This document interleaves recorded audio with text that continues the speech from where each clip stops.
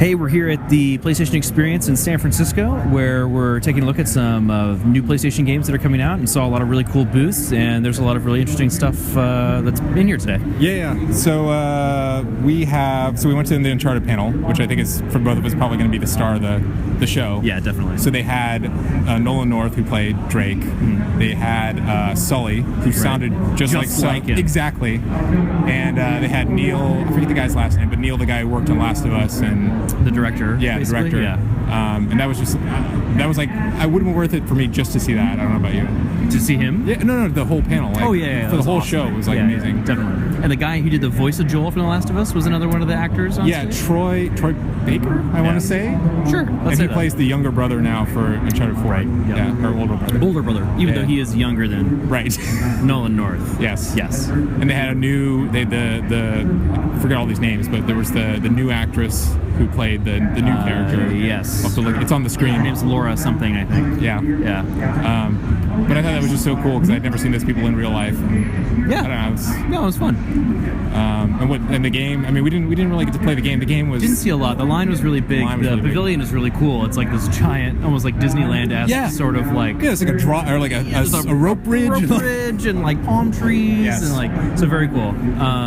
All the booths are like really elaborate. Like there's the MLB booth, which is an actual working bar. And it looked like a sports bar, like not just a little bar. Like there's like an actual with like huge TVs and everything. There's the Dark Souls booth, which has an actual fountain of hopefully not actual blood. We didn't check. We're assuming not. I think there's a California law that says you can't have fountains of actual blood. And they have a little counter up there, and I believe it's the number of deaths today in the game. demo or something? Yeah. So it was at 600 when we last saw it. Yeah.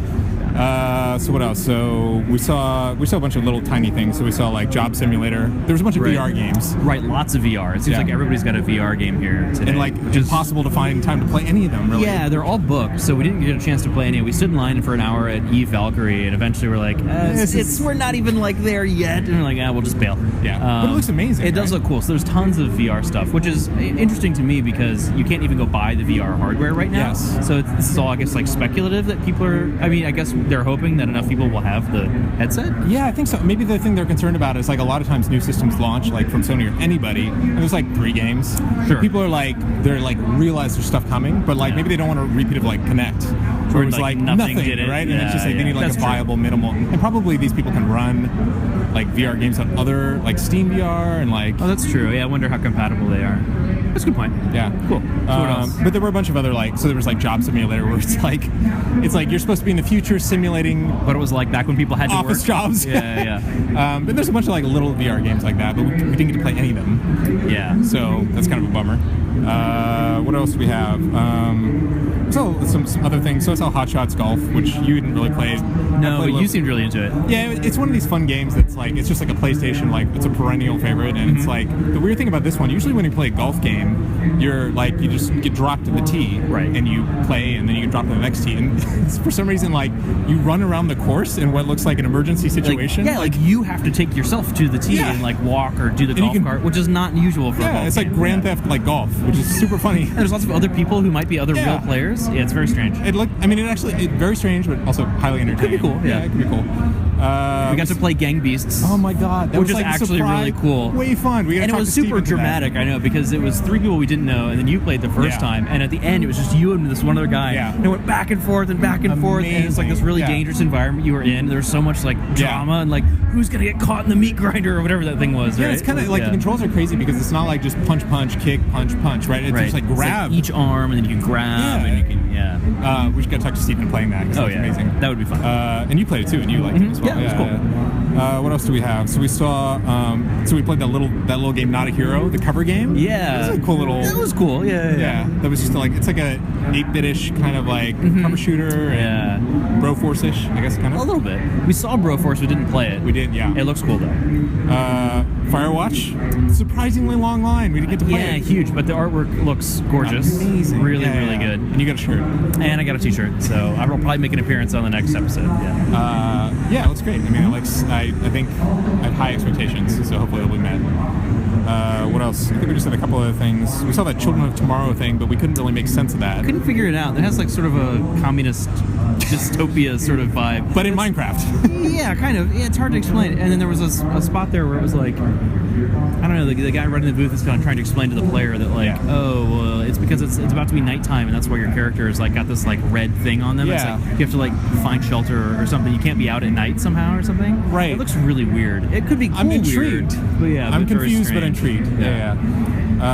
Hot Shots, Kerbal. So we talked to one of the Kerbal guys. Kerbal's coming to cool. PlayStation 4. Yeah, we got to talk to one of the developers, which is cool. It looks even more challenging than regular Kerbal because the controls are so it's not good for a controller, it would seem. It seems like it's weirdly like kind of play schoolized in a way. Like the controls are bigger. Like the surface. I mean, it's very complicated still. It's still rocket science. But the gyroscope thing is like huge. It's almost too big. Yeah. It's already almost too big on my laptop. It's gonna be way too big on TV. Yeah. They gotta be something because you can't see like the bottom of your rocket practically. Right. So. But it was cool because we talked to I guess he was like the art director, creative director, and it was like, and I asked him like, where'd you get the inspiration for the little Kerbal guys? Right. Yeah. And he was like, well, when they were working on it, they said that they didn't want to have like humans dying because that would be a turnoff, right? And then he also had this little story where he said like, I don't know if it was somebody he worked with or he had an experience where like they would. Mexico, I think he said. They would create these little tinfoil guys and attach them to fireworks. Shoot them off in the backyard. Which is very much the experience Kerbal has. It's a lot like that. It's that, but a game. Yeah. I don't know. I think there was like we saw a ton of stuff, and I mean there was a lot of kind of. I don't know, a lot of stuff we could talk about. I think those were kind of the highlights, though. Yeah, I think so. But you said you thought it was like worthwhile coming. Like you had fun. Yeah, this was super cool. So it's definitely worth coming up here and seeing all this stuff. We didn't see the keynote in person. You watched it. I watched it online. Yeah. I didn't watch it at all, so I'll go back and watch it when we get home. But yeah, it was really cool. It was worth coming up. They also had, this is kind of surprising, is they had like a bunch of the characters dressed up, walking around like Disneyland style. Like, yeah, it's crazy. It's like a character like meet and greet. I mean, some people seem like they're here just as fans cosplaying, but there's definitely like official people in costume going around too, which is interesting. So. Yeah, tons of stuff I'm excited to play, and like a fair amount of stuff that's actually out. But I guess so. They have these cards, and you probably have it somewhere. But they have these cards where, like, if you visit the booth and play the game, like they'll give you a trading card. And I don't know what that amounts to. But it's kind of cool. Sure, it looks neat. But it was fun. I'm glad it came. So cool. Very good. And watch some more videos now. Yeah, we touched the end probably. All right, thanks.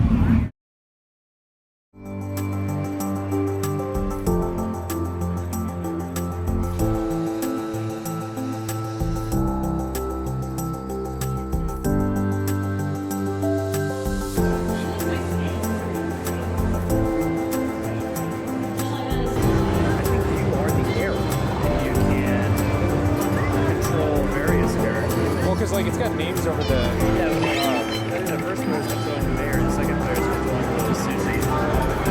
But it didn't start that way. It kind of reminds me of Katamari. Yeah, that style, the art style.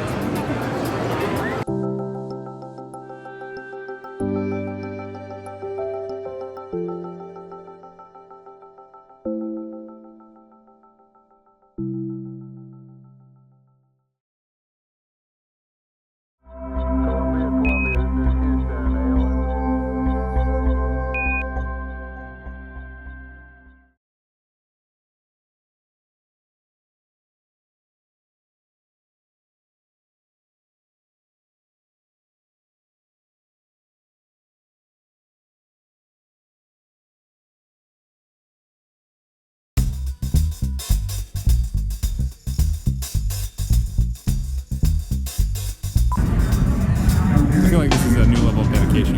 Okay. This is next level. All right, so do you want to do like a little intro, like what we're doing? Sure. Okay. Why don't you say it?